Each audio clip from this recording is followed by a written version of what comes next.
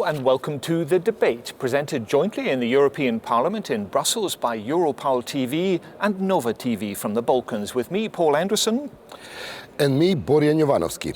We'll be discussing the challenges, setbacks, successes, even though sometimes they are hard to see, of the EU's enlargement towards the Western Balkans. The new European Commission President Jean-Claude Juncker, he said, no new members under his watch, but the process rumbles on anyway. With us in the studio are Ivo Weigl from Slovenia, a Liberal MEP, and Edward Kukan from Slovakia, who's a member of the European People's Party. A warm welcome to you both. And from the Socialists, Miltiadis Kirikos. And from the University of Graz, Florian Bieber, who is also the coordinator of the Balkan in Europe Policy Advisory Group project of European Funds for Balkans. Okay, let's start off with you, Florian, and sort of set the scene, because the Balkans isn't often in the news headlines these days. Today we have progress reports from all 6 aspirant Balkans countries: Serbia, Montenegro, former Yugoslav Republic of Macedonia, Bosnia, Kosovo and Albania. If it's possible, can you give us a pencil sketch of what, in your view, the biggest advances are in the accession process, and also what the biggest obstacles are? Well, we have 2 countries which are in talks, Serbia and Montenegro, and that is certainly a big progress, that there is a continuous enlargement process going on and the talks really matter. But then we have about 3 countries, I would say, which face serious problems. One is Bosnia-Herzegovina for internal problems, political blockades. There were elections recently, and as a result, we don't see much progress towards the European Union and reforms for that matter.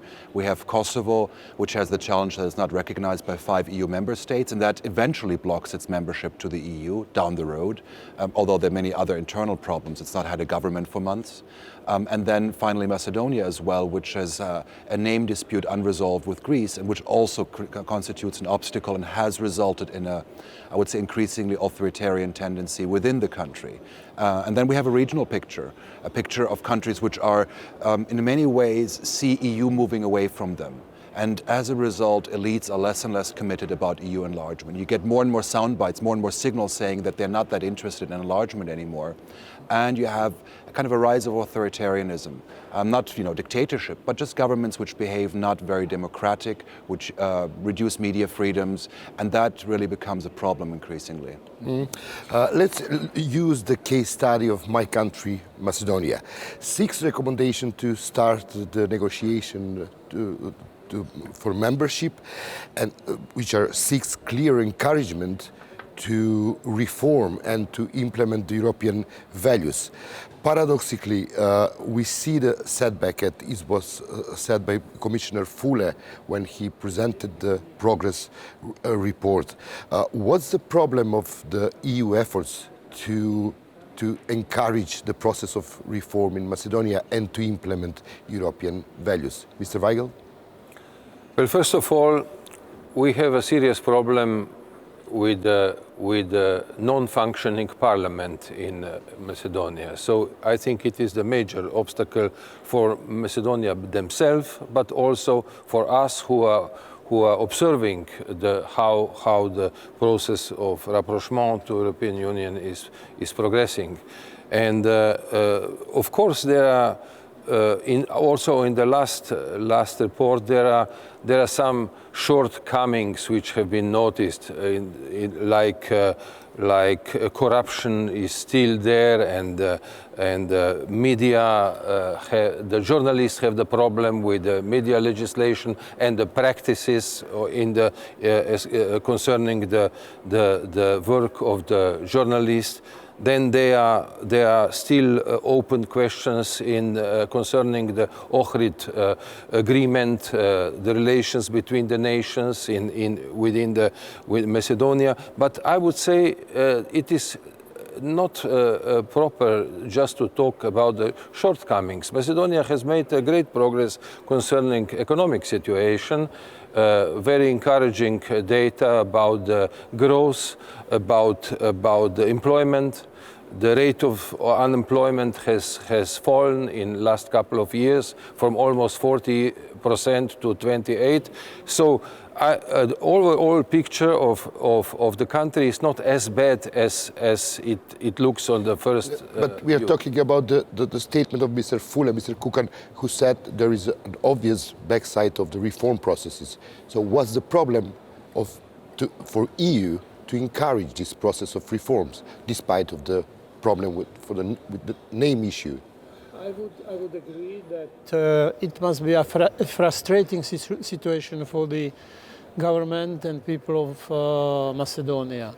The fact that the progress reports for several consecutive years always said that Macedonia is fulfilling criteria, and Commission recommends to the Council to give the date for the beginning of the accession negotiations. European Parliament supports always this resolution, and as a result, in the conclusions of the Council is that Macedonia is doing what it can, and we shall return to this question after 6 months. How does that square up with the experience and the reality on the ground, where people there speak of a more authoritarian, as Florian was pointing out, a more authoritarian tendency, where you're looking at pressure on media freedoms and on civil society? It's like two different narratives here, is it not? Yes, I wanted to stress that this situation creates difficulties for the government to keep up the flames of integration of Macedonia to the European Union. Under this situation, it is really difficult. On the other hand, there are a lot of issues which government of Macedonia can do in delivering the reports, in addressing the issue of freedom of media and all these other things. Political boycott of the parliament, it's a very damaging thing, and it's occurring in Macedonia, and it also damages the general image. But I would tend to agree with Mr. Weigel, with my colleague, that generally Macedonia is not as bad as it is usually portrayed. Okay, let's move on to that name question and bring in you, Miltiadis Kirkos. Do you think that it should be the European Union or the member states of the European Union who should act as an honest broker in resolving this issue between Greece and the former Yugoslav Republic of Macedonia, which is what the European Union and the UN describe former Macedonia as? Do you think it should act as an honest broker rather than let the two countries sort out their problems themselves, which they appear incapable of doing up to this point?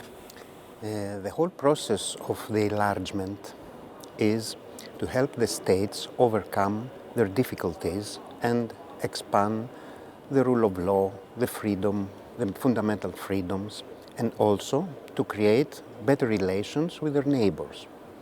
As we see, the problem of the name is not a problem that can be questioned as whether Macedonia is much worse than before or is better than before. The question of the name is very clear. In my opinion, former Yugoslavic Republic of Macedonia, as is the official name, must choose a name that makes it very clear that there is no confusion between that part of the world and the neighbor countries. So it must be let's say, I'm not the one to propose names, but the name must be like a geographical name that can be very clear to which part of Europe. Okay, that's the Greek position. But this problem has proved intractable for many, many years. Who is this problem from time to time is used because there are so many problems that can be solved, and there are problems that have to work on solving. The problem with the name is very clear with the relation with a European country, with Greece. So, Greece's opinion is that the issue of the name is a European issue about a European country and a neighbor that it is in the process of getting accepted into the Union. We are totally agree that the place of former Yugoslavic Republic of Macedonia, together with the rest of the West Balkans, are in the European Union through a process that makes these countries to be in competence with the European laws. Mr. Kirkos, why not to allow Macedonia to start the negotiation and then to give a chance to resolve this problem of the name issue during the process of the negotiation, and to resolve this issue once, just before entry in the European Union. Maybe the process of negotiation as such is going to encourage more the whole process of resolving the with my name issue. colleagues, and as we saw in the Bosnian results, and as we saw in the tensions that erupt in the football grounds, nationalism is running rampant in the Balkans. So I'm not sure that this maybe that you told us, maybe this will lead to the correct direction. In my opinion, the issue of the name is used as a way of getting forces behind a nationalist idea. If there was not that idea, then there wouldn't be any problem of choosing a name. So taking the name out of the discussion is not the correct way to solve problems between neighboring countries. Can I just put that same question to the rest of our panel here? Do you agree with that? I would friendly disagree with my colleague. I think that it makes absolutely no sense to prevent Macedonia to start negotiations. I think the really European solution for this stalemate would be to come with the new dynamics. And dynamics means start of the negotiation. And I also think that once Macedonia would start the negotiation, the mood in the country would change. And they would be more oriented to the future than to the past. So I think this would be the right move. And the cause of the general frustrations shown by the opinion polls in the last time, where the people really care less and less for the European Union and European future, shows that some new dynamic should be introduced. And then lately I would say it is not very in the sense of a modern European art of solving the problems, then that we have two countries there just in their defense position, instead of enter in the pragmatic and kind of tolerant debate how to solve a common problem. Florian, in the interest of the time, yes, let's go to Bosnia now. 90 years of the Dayton Agreement, and Bosnia is still an open question. The perspective of Bosnia is still not clear. What's the problem with Bosnia? And again, the leverage of the European Union to resolve the problems. Well, partly it's the institutional setup of Bosnia, which is creating elites which are not accountable in many ways. So elections don't resolve the problem because essentially everybody's in power somewhere in Bosnia. So you can't really throw out politicians as easily and punish them for not governing you well. And we see this, that the elections in October didn't really bring about a whole large-scale change of politics in Bosnia. The other issue is, again, the European Union has been using conditionality too early, too harshly. The Sejdić-Finci case about changing the Bosnian constitution is important, but it was seen as a condition for Bosnia to apply for membership. And this is, I think, a problem. It's similar in the case of the dispute between Greece and Macedonia. If the hurdles are too high too early on, the motivation of political elites to do reforms isn't there. If you feel your country is going to join the European Union in 15 years, when you're a long time out of office, what is your motivation to pursue this agenda? Edward Kukan, sort of give us a balance sheet, if you will, on the situation in Bosnia. As Florian says, we've just had elections, and the situation 19 years after Dayton looks very much like it was one day after Dayton. It was hoped that the federation and the different ethnic entities would come together more closely within Bosnia and create a model which was against the way things had been during the program of ethnic cleansing and during the war. Has that happened at all? Yes, it didn't work like that, but I want to stress that after the elections, last elections, I still think that there is a ray of hope for the country because it's clearly falling back in the process. It's lagging behind all other countries in the region. But recently there are several meaningful initiatives how to correct this. I mean the joint letter of the Foreign Minister of Germany and the UK, which contained some new, very original ideas how to change the situation, and some other initiatives. And now I think they are going to be streamlined into one position of the whole EU. Friday this week, on the 5th of December, Commissioner Hahn and High Rep Mogherini are traveling to Sarajevo. So I think that this is a chance. Now is the chance for the political elite of Bosnia to show that they are interested in the European future of their countries, and they should use this moment, because if this moment is lost, I don't think anything positive for the country can happen. Mr. Weigel, Mr. Kirkos, we see German initiative. It's a German initiative. And again, the question about the EU credibility. Could we expect that EU could do something as a whole and not a national member states, maybe with the support of United States, to see the efficiency of the diplomatic action? I think that Europe should be more ambitious. The European Union should try to come up with some common plan, with some common initiative. And I think that High Representative Mogherini is showing this will and interest.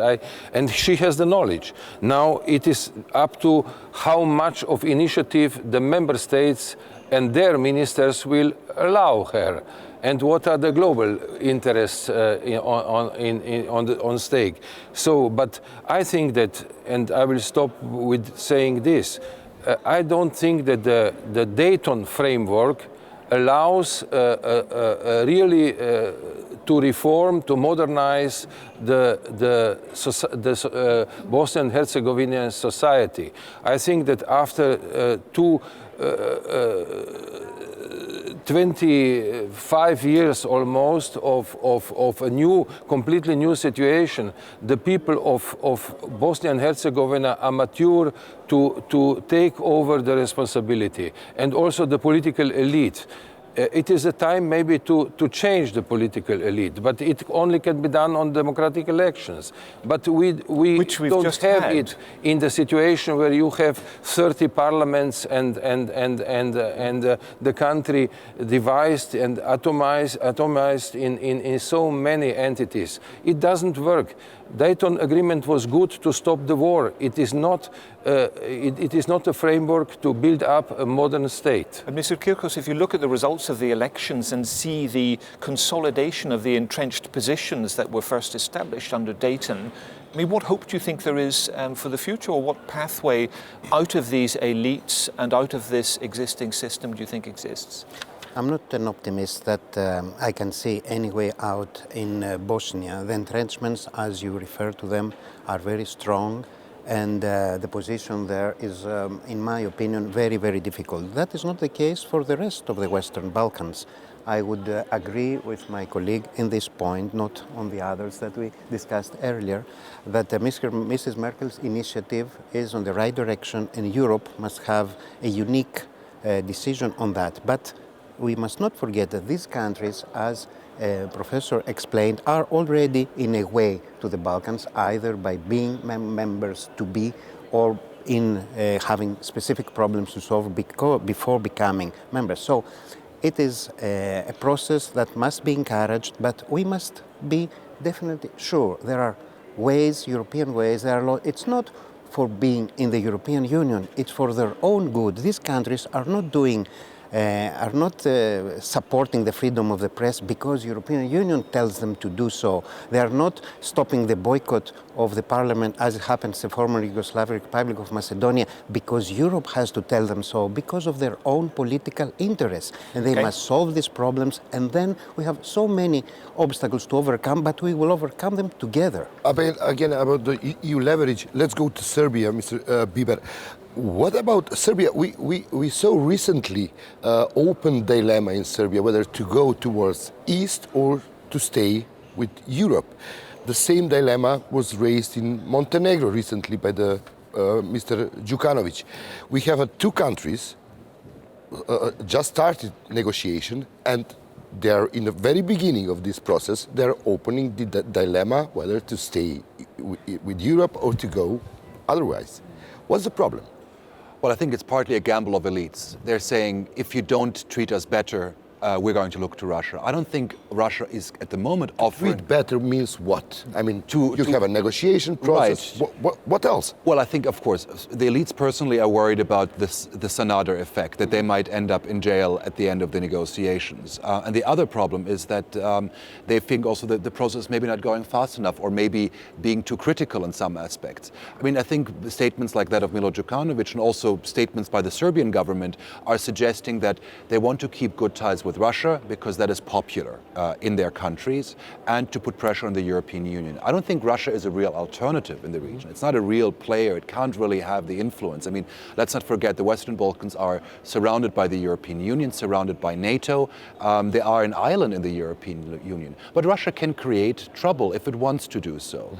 And of course, it depends on the European Union. I mean, it's a game the European Union has to lose. If the European Union basically says no enlargement, or enlargement one day far, far away, well, then of course Russian influence will increase. But it's only at that moment that Russia really has a role to play. And do you see really that Russia, you know, it's up to the Serbs to manage this process themselves, and that Russia is just going to stand back and watch to see how it evolves? Or is it going to be far more active in Serbia and in Montenegro and with the Bosnian Serb Republic? I mean, I think it will be more active there because it has a certain degree of sympathy of parts of the political actors. But again, we saw with South Stream, there's a limitation of what Russia can do if it has the opposition of the European Union. And let's not forget, Russia also has good ties to a number of EU member states. So it's not really that it's only in the Western Balkans the case. So I would be cautious to overestimate the role of Russia. It depends a lot on what political elites choose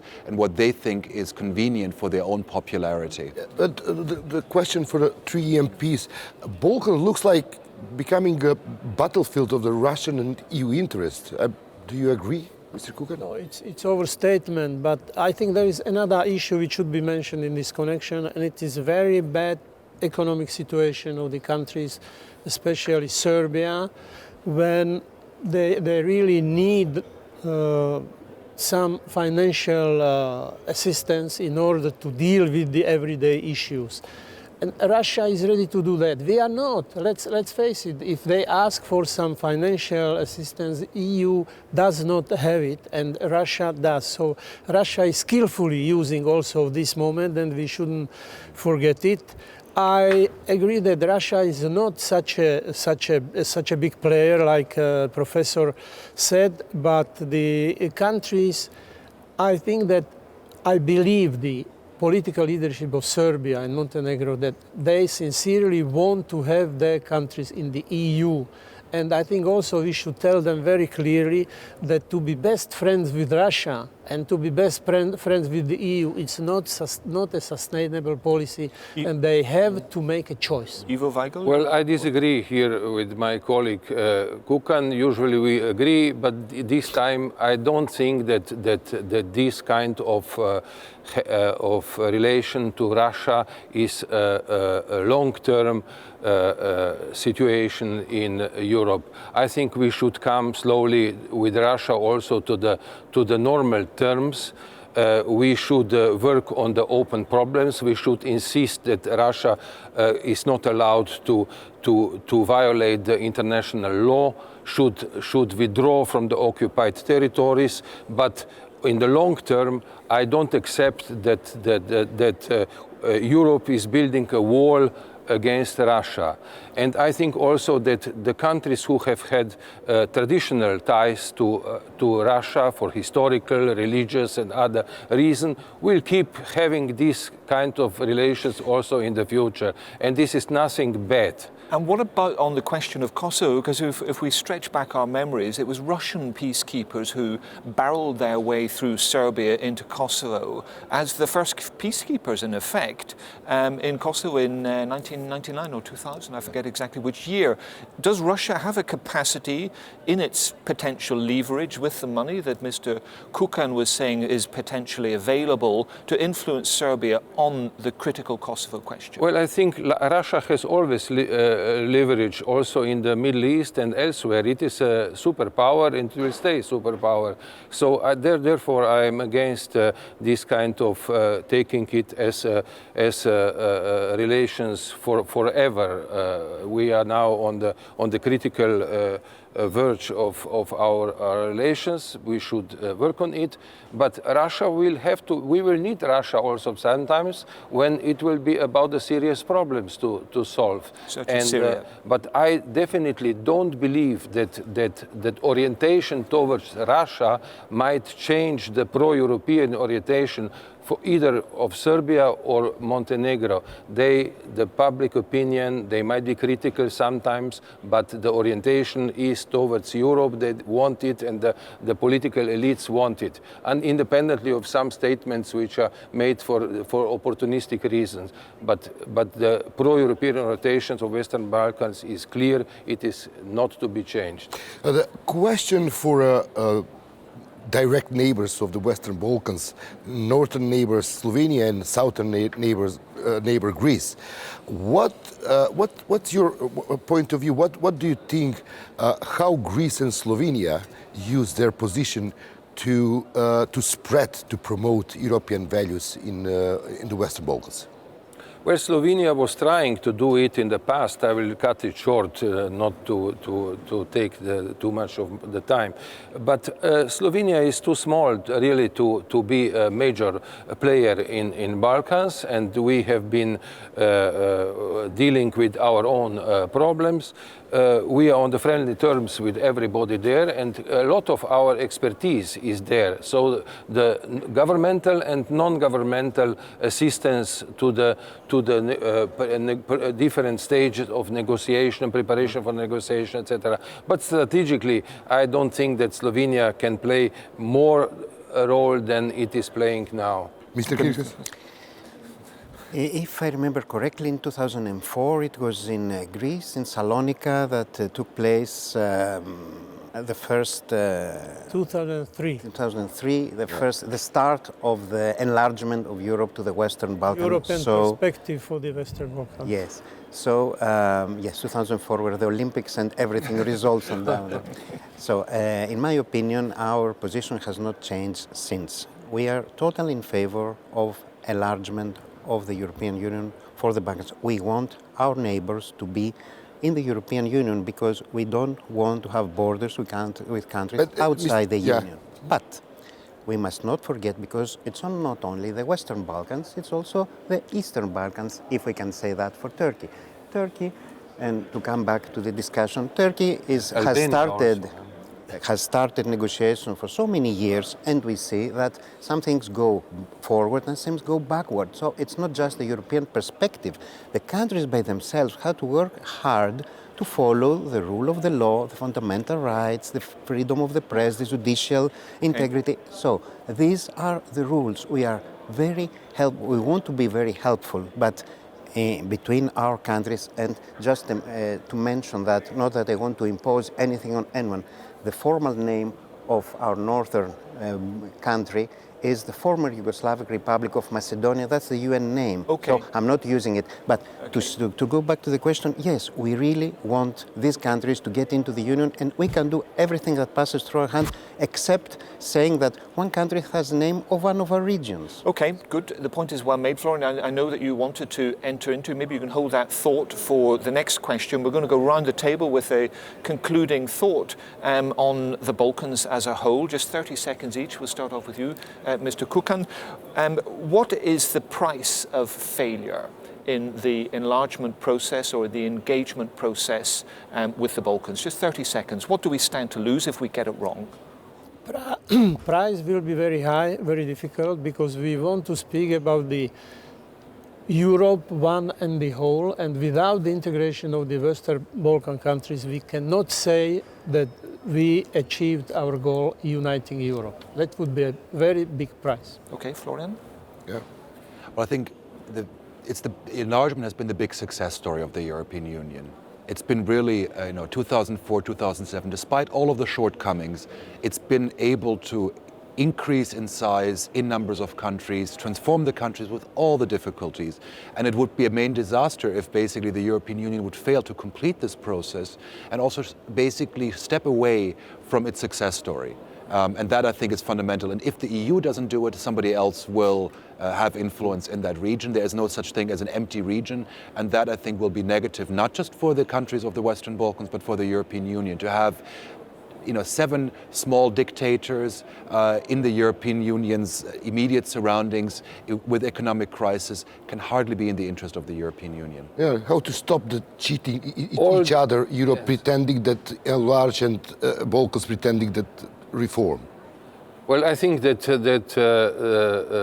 the process of enlargement is unavoidable. If you want a common Europe in the sense of a common market, but also the place of common values, etc., the enlargement should be finished with the inclusion of all European countries in European Union. Otherwise, there will be, as my friend Kukan said, a very, very high price to pay. We should not forget that enlargement and European integration is also a peace process, and as such it should be seen also in the future. Okay.